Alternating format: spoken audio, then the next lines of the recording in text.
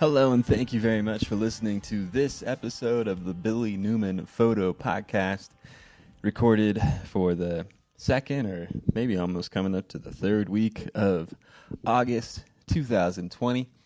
I just made a cup of coffee this morning, and I'm out at the peak of a mountain out in eastern Oregon. Pretty cool spot up here that I was able to get to. I was looking around on the map, and I was able to find some spots that were old lookout towers. I guess they were probably like old like fire lookout towers for when there would be lightning strikes or other starts of fires for forest fires in the area. I've driven to a couple of them before in the past. I think some in Northern California. I'll talk about those in a few, but yeah, it's cool out here. If you look around, you can find where these cabins are, and I guess a lot of them now aren't really used as lookout towers for like the fire department or I don't know, forest department or whatever it would be. But now a lot of them have been kind of retrofitted to be overnight cabins that you can, or other people in the public can rent out and get for like a night or 2 nights or a part of a week or something, which is pretty cool. I guess they book pretty far out in advance, but it's pretty cool. Yeah, I was looking around at some of those, and I've been on a trip for a couple days now, driving around in some of the BLM and national forest land that's out here in eastern Oregon. And there's a lot of it. It's cool. A lot of space, a lot of open space in this part of the country too. It's a little bit of a difference I noticed between west of the Cascades and east of the Cascades. A lot of the national forest land on the west coast. Well, yeah, I'm trying to think of it a little bit, but as best as I can tell, a lot of the national forest land on the west coast is really mountainous with a lot of ridges and a lot of thick timber too, a lot of thick evergreen forest. Really beautiful area, but it's just kind of hard to traverse that kind of terrain. A lot of them have roads that are pretty well maintained that go through some of those areas, but still, even with that, there's just not a lot of open expanse, and they're kind of tight quarters sometimes. So it's kind of cool getting out over here into eastern Oregon, where it sort of flattens out a bit, opens up a bit. And even though there's still quite a few trees in the area that I'm looking out at, like I'm looking out south of me here, just miles and miles and miles of forest land and mountains that probably go out, I don't know, 20 miles, 30 miles or so. But it's cool. It goes out for a while. But there's changes in the land, too. I look out, like I was saying, I'm right at the top of the peak of a mountain here. And so I can see out to the east over here. I look over and I see like a few ridges and a few bluffs. And it seems like it goes on forever. But it's pretty cool in this area up here. I think looking out west of me here, I can see the lights of one of the cities last night that's out here, or just one of the small towns that's in the area. And you can kind of see the little dots of those farms and ranches, and some of whatever the concentration in downtown of it is out over in the valley to the west of me. But it's pretty cool. Yeah, you can kind of see the changes and ripples in the landscape up here. But yeah, there's a lookout tower up here in this area, and you can rent them out. There's a few others in a couple other spots that I was at yesterday too. So I was going through, traveling down these Forest Service roads, and then you can pull off and then go up. It's like pretty high. It's like you're driving up on a rim. You kind of like already made most of your way up the elevation, but then you can take these little side roads off the main road, and then it'll cut up to a cabin that's put up with with Forest Service money, and it's probably been there for a long time. And hang out up there. There's like picnic tables and a bathroom and stuff. It's really probably one of the more well serviced high altitude areas that you can kind of pop into. But it's cool. They maintain the roads pretty well, so you can just drive right up to the summit of it, and then check it out, and then drive right back down, which is a kind of nice feature of it. But I'm not at the lookout tower right now. I'm actually probably a half mile away over on another peak that's just a little bit higher in elevation. There's no lookout tower over here, but there's like a couple geological survey markers up here that they've got pinned down to the top of the summit. which is kind of cool. I should check them out. Maybe they read a little bit more accurately what my altitude is. I think that it's around 8,500 feet right now, which is cool. It's pretty high up here. It seems like it's one of the highest things around. I can look out. I can see one of the mountains in the Cascades. I can see Mount Shasta from here. Yesterday, I was in a spot where I could see Mount Thielsen and Mount McLaughlin, which was cool. Kind of getting to spot that in the evening time. You can see kind of the cracked, kind of craggled rock of the horn of Mount Thielsen over in what is it, like south? I don't know, in the southern section of the Cascades in Oregon. But yeah, it's cool. I can look out into California a ways, and I can see Mount Shasta from here. Can't see anything like Lassen. That's probably way too far. I can't really see anything that goes north either. Yeah, no, I could probably make out something if it was a little clear. There seems like some smoke in the air. Probably a lot of smoke. Not really quite sure which fire it's coming from, but yeah, there's like some good bands of smoke in the air, and it's a little bit hazy. You can kind of you got pretty good visibility for miles, but right on the brim of the horizon is sort of a murky kind of smoke toned cloud that sort of stretches all the way around you. Beautiful area up here. It's cool. So yeah, I was about a quarter mile away from this lookout tower up at the top of this little rise, and it's cool. There's this little 2-track road that just kind of meanders right up the side of this hill, and then you just sort of pop up onto the summit, and then you've got something that's about, what would that be? Maybe 10 yards, 15 yards across by, say, 50 yards long, sort of the flat enough spot of the summit that you can kind of walk around on before it starts to dip off. Really only an area of about probably 100 by 100 feet is really flat enough to park a vehicle. But yeah, the area kind of stretches on a bit out from there. And there's a bunch of kind of outcrops of rock. I think like I'm looking down over to my 2 o'clock, and there's like an outcrop of rock that kind of sticks up as I look out over to my, probably 10 o'clock over to the other side. It drops off pretty quickly as it kind of pulls into a ravine before it pops up to the peak of another hill over to the east of me.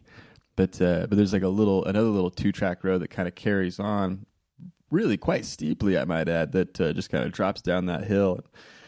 Lord knows where it goes. I don't think I'm really going to take that one. I think I was looking at a camper that I passed yesterday at a spot in like a more set up campground. They had their 5th wheel set up, but they had they had 4 ATVs out there, and I was thinking, man, having a quad out here would be pretty cool. You're just the kind of terrain and stuff that you can travel over, and just kind of the ability to sort of take some of these roads, take some of these steep little treks and stuff would be kind of fun. But yeah, I think it probably isn't good for my mid-sized highway ready truck to be jumping on. But beautiful spot up here, really cool. I was spending the night up here last night. So again, I was saying it was, it's just right at the peak of the summit. I was thinking I was going to get a ton of wind. Like that's what I ran into yesterday when I went up to the edge of a bluff where I was at the high elevation point where they had their lookout tower. I was down from it a little bit at a set of picnic tables in an area that they had set up. Really beautiful. You can see the land kind of slope off to the west, sort of gradually into forest land, but to the east, there's just a real steep, probably 800-foot drop off that goes down to a lake bed valley floor out to the east of me. So it was really cool kind of getting up there and seeing it. But when I got up to that spot where it had been in the trees in the more moderate elevations of it to the west side, there hadn't really been any wind or any inclement weather or anything like that. But when I got up near the peak, those 2 fronts of weather as the sun was going down were just kind of mixing in a weird way, and you got a ton of wind blowing each and every different way. So I was just getting blown around a lot up in that area, and there was some people up there that seemed like they wanted me to go. So I took off and found another campsite. But beautiful spot up in that area. It was really kind of interesting. But yeah, when you get up to those peaks, you'd kind of figure you'd be running into a lot of wind or I don't know. I was thinking it was just going to be blowing me out for a while. So it's not really the best places to camp. And kind of like I was saying, it's sort of a small area. I'm claustrophobic enough that it sort of feels weird just being up here by yourself, parking on the tippy top of a mountain, hanging out all night.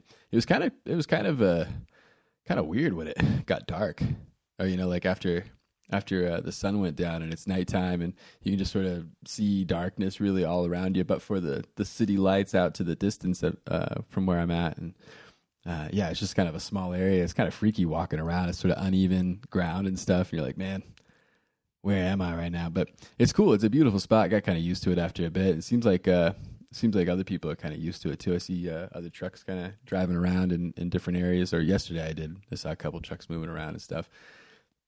But yeah, I was up here last night trying to make some photographs. I got here a couple hours before sunset, and I started to make some photos of the sunset and photos of the landscape around me, which is pretty cool. Really beautiful spots up here. So yeah, like when I was looking south, there's I think I'm looking out over into Nevada from how far south I am right now. So I think I'm in the Fremont. And I was finding this out, the Fremont-Winema National Forest. And I think last time I said Winema, kind of an American Oregonian pronunciation of something that was probably, it sounds, well, I don't know. I should look up who Winema was. I'm not really sure. But yeah, over in this Fremont-Winema National Forest area, it's pretty cool. And I think it stretches out into a section of the border. Well, I'm not sure really where the border is, but I think we're right about at the border of the corners of Northern California, Southern Oregon, and I bet like over deeper east of me is a lot of Nevada too, which is cool. So yeah, I was looking out south of me and I could see like a lightning storm. I could see lightning, probably 6 or 7.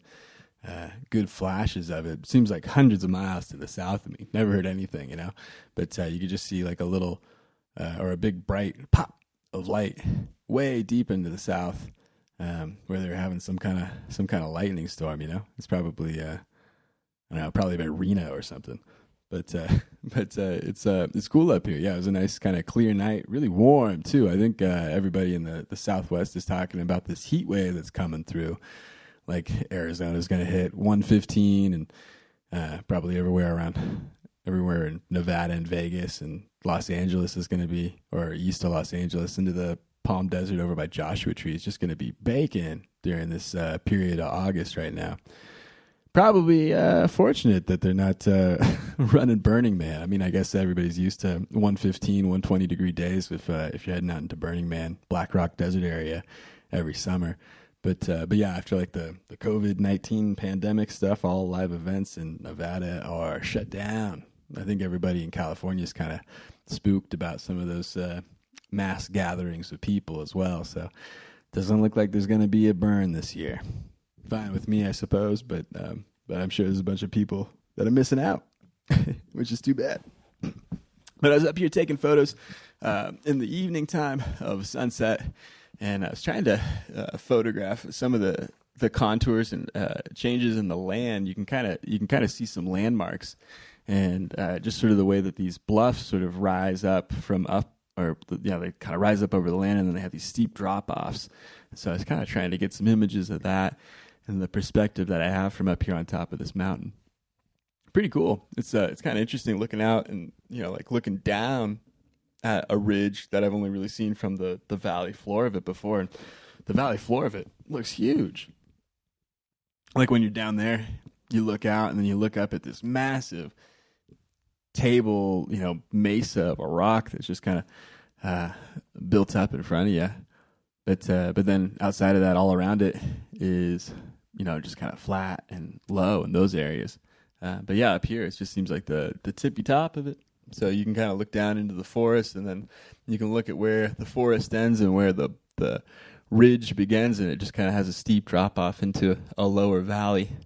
But pretty cool up here. So I was taking photos of that, taking photos of some of the kind of, well, I guess it's where like creeks and water have run off the mountains over the millennia and have created these deep draws that cut through this desert landscape out here, and how they kind of pull through this sort of tighter canyon area and then open up into a wider area that was, I don't know, eroded by some lake or something like that back in the Pleistocene era, and probably a few ice age cycles before that too. So I'm not really sure how old this landscape is. I mean, I was looking at some other stuff, and I kind of have like some perspective on 15,000 years, but man, if you talk about 100,000 years, I don't really know. I can't really tell you, or I'm not really very good at that. I know a lot of people do, or they have like a pretty good kind of mental picture in their head of what the changes in the landscape over the last 15 million years was. But it's kind of cool, like to see like the geological research that they have out there for some different stuff. I was up in northern Oregon a few weeks ago, I think when I was talking about being near the John Day area, and I was reading some information about the geology in that region and how it was formed like way back. I guess they find a lot of fossils up in that area. I think there's a town called Fossil. I remember being a kid up there going to the high school in the back past the football field, and you can just dig away at some shale, and if you kind of crack that shale open, you're going to see these fern leaves, or these, just this full pattern leaf in the rock. And I guess they've also found like a lot of like animal fossils out there too. Part of the law is that you can't pick up vertebrate fossils, is I think what I understand. I think you can get seashells. I'm not totally sure. I think you can get a fossilized seashell, but maybe they even ask you not to do that. I'm not really sure. But I guess the fossilized vertebrates are requested to be remaining in place. But the researchers have gone through and found a lot of that stuff and tried to collect evidence of the geological formations and changes that have happened over the years. And I think with that, they're able to kind of make a pretty clear map of the way that the Oregon landscape was constituted back then. I think that in some of the information I was reading, it was at a period of time before the Quaternary period, where we're in right now. This is the last couple 100,000 years that we've had these cycles of ice ages that come on and off. But before that, there was a period of time where the Earth's climate was, I guess, a lot more wet and a lot more warm. So even in an area like northern Oregon, which is now sort of a dry kind of high plains grassland area, as you get up into the Columbia River area over in eastern Oregon, like as you go from, I don't know, somewhere around Pendleton to Kennewick, something like that landscape. There's just a bunch of kind of dry, flat grassland now. But apparently 15 million years ago, it was something like palm trees and like a way more wet a way more wet forested area that was more tropical in its nature. And I guess that kind of reflected with a lot of the animals that were there. Like they talk about camels being there. They talk about a predecessor to the modern horse, like a kind of a small horse. It was probably more like a deer-sized animal. Sort of these kind of fat-nosed, like predecessors to what would be something more like a bear have been found out there. A lot of different animals have been found out there, which is really cool. I think rhinoceroses, big beavers, sloths, a few things like that. That might have been later collections of animals, but in some of those early collections, it's interesting to hear about the kind of landscape that it must have been. But apparently, through some kind of geologic activity, a big, like a really quick or fast-acting mudslide came through and just buried everything in that region all at once. And so I think it hardened there and then fossilized a lot of those animals that had been trapped in that mudslide or, that mud event that came through pretty swiftly. It just kind of encapsulated all those things, including the trees, too. I guess there's some areas where you can see some spires that kind of are now part of what's been eroded away from the creeks and the rivers that are flowing through that area ever since then, over the last many million years. They've washed away, and now we have some of the river canyons and creek canyons that we see through the area now, and that's where we see some of the exposed rim rock and stuff that kind of follows along with the canyon as it flows out toward the bigger Columbia River or Snake River area over there in eastern Oregon. So it was really cool to kind of get a little bit of a perspective on the kinds of things that are or that have changed out here over the years. But yeah, I guess they've made out that those spires are old tree trunks that have been encapsulated in mud and then had fossilized over the years, and then now as they're being exposed again through erosion, there's kind of it's really just sort of a spire shape on the edge of a cliff face, but I guess they've been identified as fossilized tree trunks. It's pretty cool. So out here in this area, as I'm thinking about the types of changes that have happened over the past, 100,000 years or so, which is what I have just a tiny bit better of a handle on, at least in this region, you can kind of see some of the different erosion patterns that have happened to the landscape out here. Like when I look out to the northwest of me, I see like another huge bluff that runs across for miles. And then below that, there's a big depression in the land that really runs really flat and smoothly for miles and miles and miles as it goes up to the north. And apparently, as you find out more information about it, what now is really just a dry desert bed of sagebrush used to be back in the Pleistocene era. A pretty significant lake that stretched on. It was probably, I think they marked it on the rim rock of the bluff to be like 500 feet deep. Now that lake will dry out in the summertime. If it's a dry year, there won't be any water in I don't know, 2 of the 5 lakes that are sort of just the little puddles that seem to be left of what once was a huge, massive body of water that was out here. Probably changed the way this landscape felt 30,000 years ago, 40,000 years ago. Those sort of things would oscillate on and off between the ice ages. I think, what is it, a 30,000 year period? It makes sort of some sense. Well, so what was it? It was about 15,000 years ago from now that we were coming into a period where the ice age was starting to end, and as we were kind of coming into what we now have as the Holocene. But before that, I think they kind of marked that at like 11 or 12,000 years or something like that. But some of the earliest human artifacts, or I think they're coprolites, they'd been found in Mesa Verde, Chile, way down in South America. Recorded, proven out to be human remain. But 15,000 years ago is what they were carbon dated to. So really interested to kind of think about the human exploration in some of these areas. I mean, if you follow the land bridge hypothesis that they came over Beringia from Asia to Alaska and then had traveled down into the Americas. That must have been something like 15,000 years ago that had, I guess, started. Well, I don't know how that goes. It would have been there, or maybe before then too. Some ideas are that it might have been before then, but it seems like some of the earliest things that we've ever found are from about that 15,000 year mark. There's some ideas that they had like kind of a rudimentary canoe technology where they were able to sort of skirt along what would have been the much lower coastline of the Pacific. I think they say it was somewhere around 400 feet lower in elevation than where it is now, but they were able to kind of skirt around the coast and travel a little bit more quickly to get down towards South America. But they do some expeditions as you kind of do some little jumps out in the ocean, travel along the coast, pull over, have a camp. It probably took a long time to figure all that stuff out, or for them to maneuver their way through all the landscape and survive and build and gain resources and stuff. I don't think it was just one guy, or maybe it was. There's sort of an interesting thing how there's outliers where I think when they track different animals too that normally have kind of a home range of 50 miles or something like that. I think they've been tracking. I think it was wolves.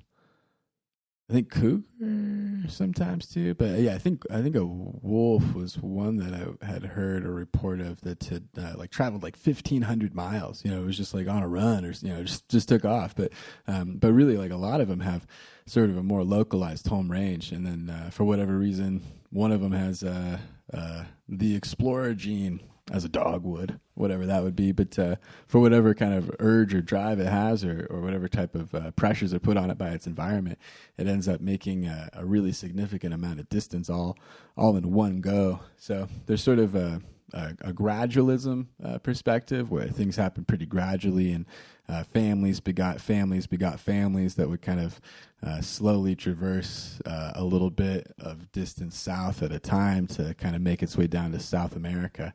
And then there's the other idea of what it would be like punctuated equilibrium, where just about everything's almost the same all the time, but one person does a whole lot more, or a small group of people do a whole lot more all at once. Which is another idea that's out there for some of the way that things spread. I think it's sort of a universal idea of what is it? I think it was the idea between uniformitarianism and punctuated equilibrium, where and I think that's still kind of a concept in evolution that is talked about. I think for a while it was considered that like uniformitarianism was what was taking place, where everything was about the same and just sort of gradually evolving slowly over time with slow incremental changes that had happened since the beginning of time. Well, uniformitarianism, I think, is more of like a religious perspective that came from the Catholic Church, where everything has to be the same because God made it that way. But if you kind of relax that a little bit into some of the things they were trying to tie it to later in the 16th, 17th, and 18th century. And then I guess onto the 19th century, where they were, or in the 1800s, when scientific method, naturalist researchers, geological surveys were going on in the West here. They were able to kind of put some of those ideas together. But I guess there's always been a debate between those sides of things. Even trained scientists sort of disagree about which side of the line to come down on. I was hearing the idea also called, this is a different idea, but it's sort of attached to it. But there's the idea of lumpers and splitters, where as you're categorizing things, certain people, trained people, sort of select to lump very similar things together and identify it in the same category, while others split those small differences and want to identify something that might be similar into two different categories, which is kind of an interesting idea. I think that happens in biology a lot when they're trying to classify an animal. You have a catfish or something, but you have a catfish with these features of it, and that's like maybe a different species. Is it a different species or a different subspecies? But it's kind of interesting how they come into those delineations between those decisions. It's got to be a person that decides categorically what it is. And so those who would want it to be the same, those are lumpers. Those who'd want it to be identified selectively different, those are splitters.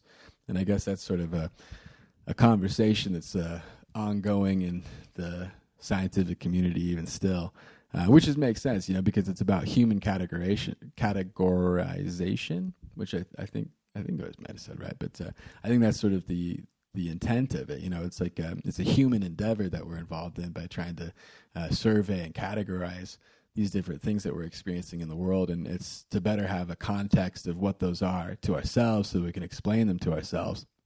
But we don't have to. It's not actually definitive if it's lumped or if it's split. It's just sort of a natural occurrence. And it is different. Each individual, unit of that species is probably a little bit different. If you could imagine, if any one specific individual of the species, or any two, I suppose, were Noah's Ark style, were the only remaining members of that species to procreate and then have offspring, then you would have kind of a genetic bottleneck of those inheritable traits of that animal, and it might not be representative of every trait that was expressed in that animal for a long time. So I guess that's kind of to say that it's just there's some things we see and some things we don't, and there's a lot of genetic expressions that we could have if there's different environmental pressures or different different circumstances that those creatures were involved in during the evolution of their lifespan, or the species span. But yeah, it's kind of cool thinking about some of that stuff and thinking about some of the past environments that must have been out here. You know, I think about what it was like when the Great Basin area out here was more full of water. I guess, like I was saying, sort of during the Ice Age or during the Pleistocene era, where you were kind of coming in and out of ice ages over 200,000 years, 2 million years, 5 million years. I don't know. They say something like that. But so, yeah, like the Ice Age that we just got out of, I think is part of a cyclical period that the Earth has been in for a long time now, where you kind of have an Ice Age and then rolls off and there's not as much ice, but there's still ice caps, and then it rolls on again where there's ice, and then rolls off where there's not as much ice. And then I guess for a significant period of time, like, you know, way back in the dinosaurs, and for a significant period of time for the millions of years that followed, that what was it, like the 68 million year ago mark, where we had that big extinction event. There was a big period after that too, where there was no ice caps. You know, there's no ice on the South Pole, no ice on the North Pole, and it was like a tropical Earth or something. And I have heard that. Well, I've heard a number of reasons for it. I probably won't speculate too much on it now, but you guys should look it up. It's kind of interesting. There's some interesting ideas about how the environment used to be. But yeah, it's kind of a trip to think that there had only been really a couple periods in Earth's history and development over the last 4 billion years where there's been a snowball Earth, I think is what they call it. A period where there's like a significant amount of ice and snow across the land and held up in glaciers over high elevation areas, either at the poles or even like on the mountaintop areas of the north, like the high northern and low southern regions of the Earth. But yeah, and I guess when there is ice on the Earth, that's what an ice age is a little bit of what I've been learning. So kind of a trip to learn some of that stuff. But yeah, thinking about some of the Pleistocene stuff here in the Great Basin, where these giant lakes, like kind of like almost inland seas, had existed for a while. It really must have been quite different. What was it, like Lake Lahontan out in Nevada? I guess there's like the Great Salt Lake that we see now. It's just a big, giant salt flat, and apparently that used to be, you know, an inland body of water that had developed. And then, yeah, out here, I think they talk about, areas of, like, what would it be? I guess it's the northern Great Basin region of probably like Silver Lake, Summer Lake. And then as you travel south to Abert Lake, and then whatever's out here, I'm not really sure what this area would have been called before that, but apparently all of those were just connected as one enormous lake that sort of stretched on for a long time. Or there's some breakups in mountains and stuff, but there were just really, really big bodies of water that kind of carried on out here, and then it just started to dry up over the years. I guess even like 500 years ago, there were more significant lakes out here, like that would probably like more or less resemble something closer to Klamath Lake, like we have in Oregon now, than what we see out like in the Alvord. Like I've talked about the Alvord Desert before. Earlier in the podcast, I was talking about the Black Rock Desert. Black Rock Desert, that playa is made, you know, from the silt that had settled flatly across a lake bed that had been out in that region and is now dried and no longer there. And so it's just interesting to kind of perceive some of this Nevada landscape, deep southeastern Oregon landscape, as something that had really been something occupied by a lot of water at once, and now is a significant desert region that really doesn't receive any water.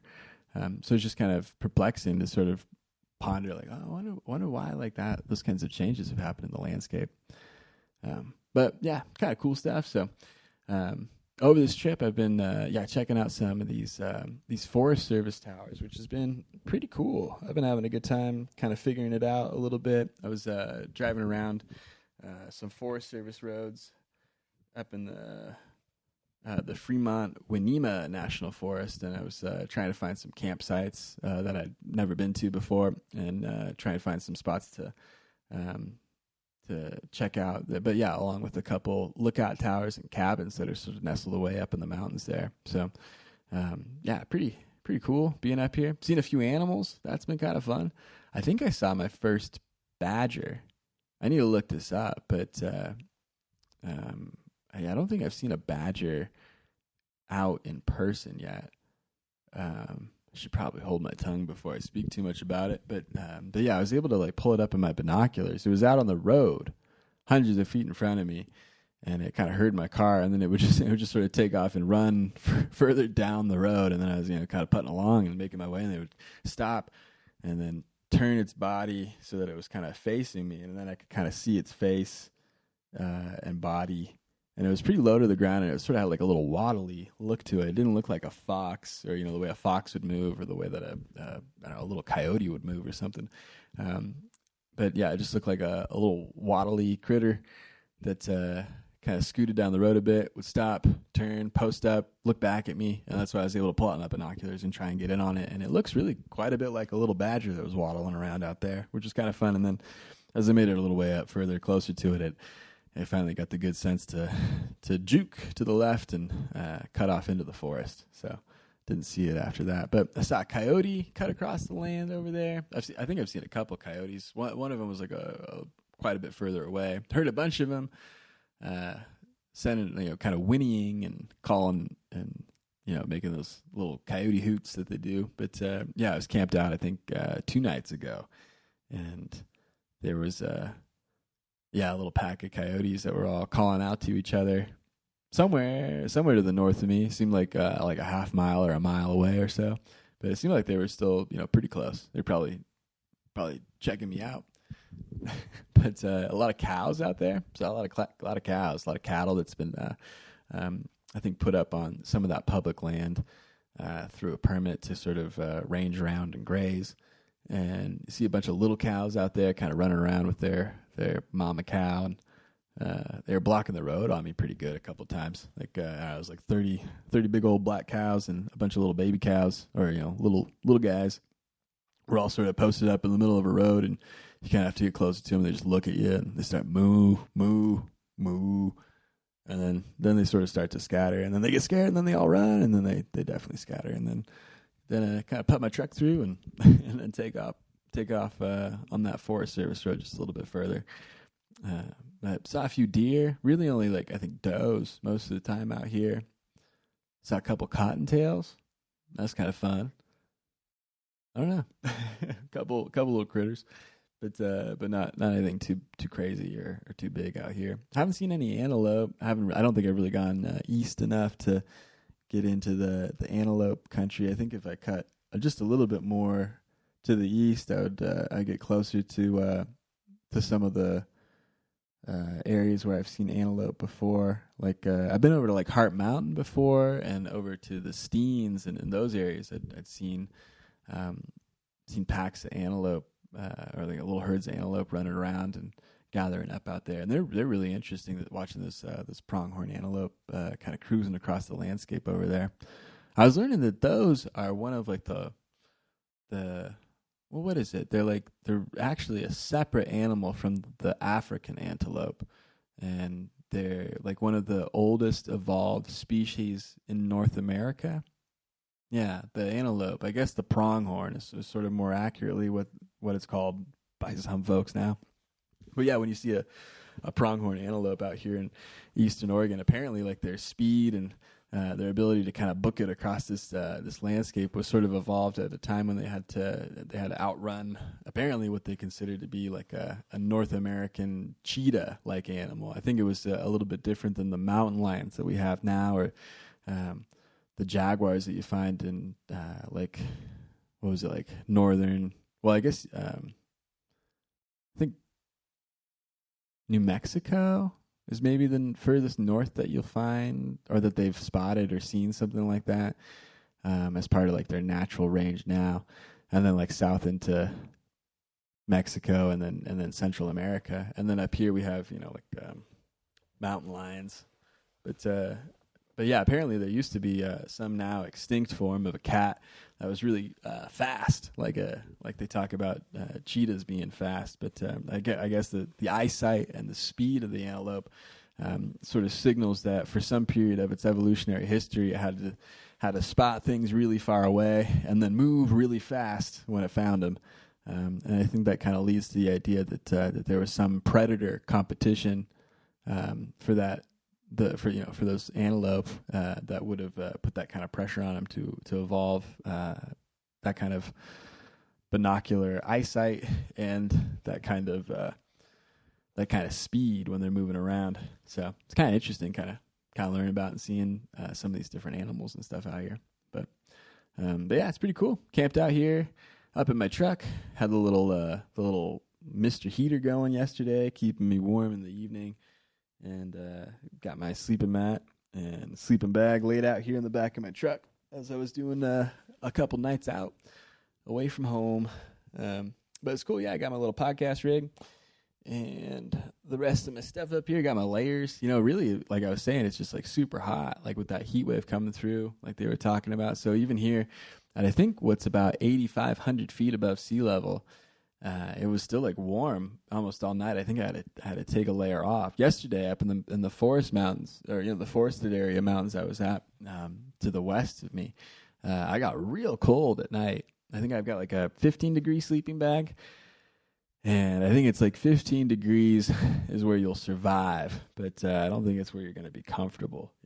So I think a lot of people have talked about that before. So a lot of the times when I'm going to bed, with that 15-degree bag, I have to wear a couple extra layers, just as like clothes. Like I'll wear like I got this. I've got like a wool layer that I keep on, and I've got like a wool pair of leggings that I'll keep on that kind of keep me a bit warmer at night. And then sometimes when it's colder, I've had to throw on a couple sweaters or something to try and stay warm. The nice trick though is that I've learned if I'm so cold that I wake up from being cold, I can kick on that propane heater, even here in the back of the cab of my truck, and there's enough ventilation of it. But even in the back of the cab of my truck, I can kick that propane heater on for 10 minutes and heat the cab of the truck up to some reasonably comfortable 70 degrees, and then shut it off and have enough time of it being warm to fall back asleep in somewhat of a position of comfort.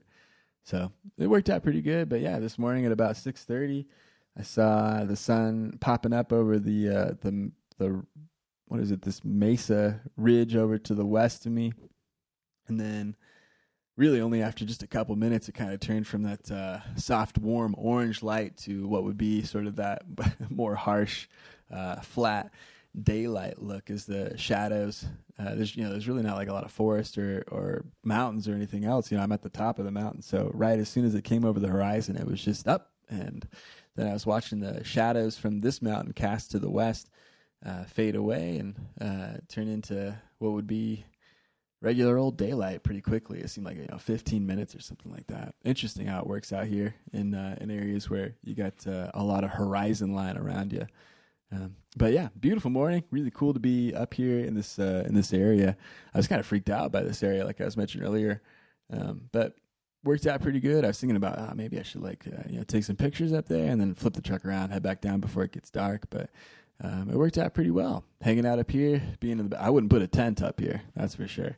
But yeah, being in a little spot, spending the night out, setting up the tripod, taking some star photos. That was cool. You got Jupiter and Saturn out to the due south through a good bit of the night right now, up in the constellation of Sagittarius.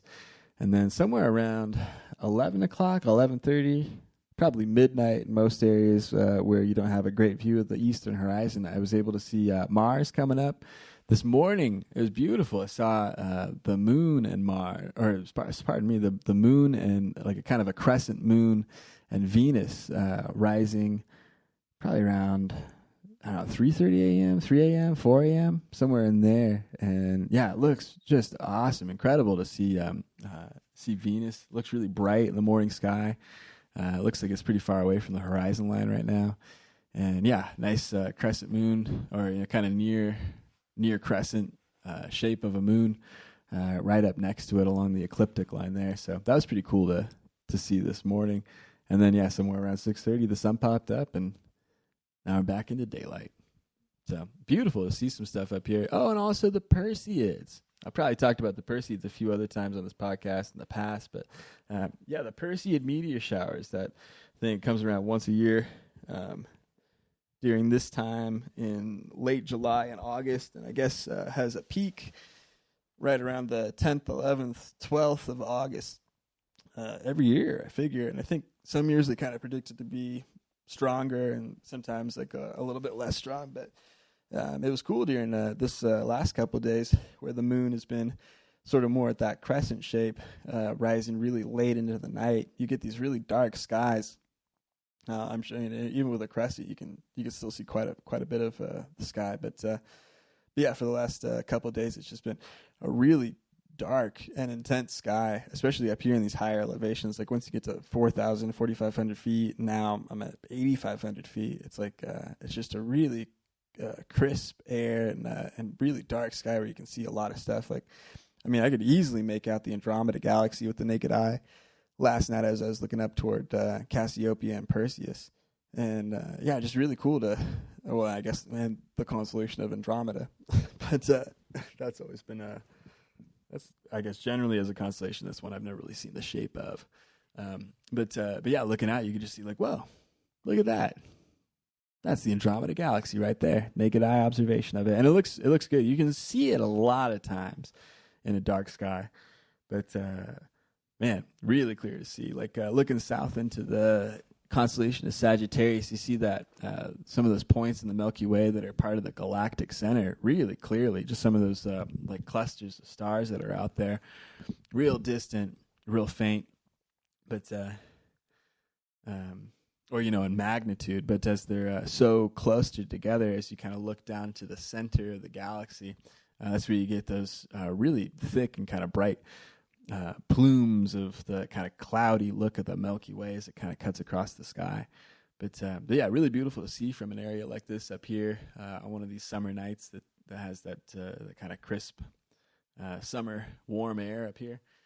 Nice night to see some of those summer constellations, and nice night to observe some meteor showers. Even still, I think on what is like a couple days after the peak of the Perseid meteor shower, I was able to count probably like 10 or 15 that were really pretty good ones. There's some spitters that I probably didn't count, but there's a number of them that had like that bright kind of lasting plasma trail that sort of runs behind it. I guess that's what it is as the rock enters the atmosphere, it'll kind of, well, I don't know if I can really explain it that well, but it'll leave like a tube behind it that is illuminated as it's kind of burned its way through that area and then dissipated, to whatever point that it ended. But that tube that existed as a tail beyond it will stay like visible for a couple seconds after that big shooting star has already passed. So really cool to kind of get to see some of that stuff from out here. And seen a couple good ones like that before. But yeah, pretty fun stuff being out here, man. It was a good time. I'm probably going to head back toward the I-5 corridor today and then make my way back home. But yeah, it's been a nice time being camped out here over in Eastern Oregon. I've been trying to get some more time of it in the summer while I've had the time. Also, man, some of these little lake towns out here in Eastern Oregon, I don't even think they've heard of COVID yet, I'm fine with it, I suppose. But yeah, I walked into a Safeway yesterday and only a few people had, or there were some people that had masks on, but not everybody. Like a couple guys I saw that looked like, I don't know, just younger. They weren't even really I want to kind of put some cool name to them, but I think they were just goofy dudes that live out here in the country. They didn't even bring a mask into the store. They didn't have it around their neck, or they weren't even trying to play it off like, oh well, I'm more than 6 feet away, so I'm not going to wear my mask right now. I'd probably try and pull that move. But yeah, these guys just walked around like it was 2019. What's the deal?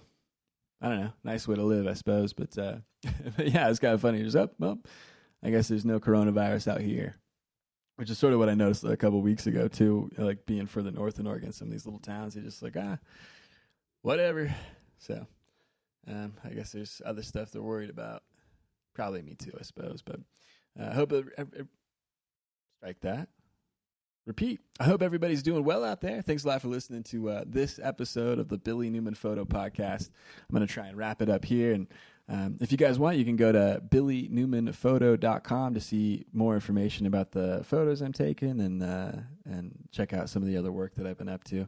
You can also check out billynewmanphoto.com/support if you want to throw some support toward the podcast.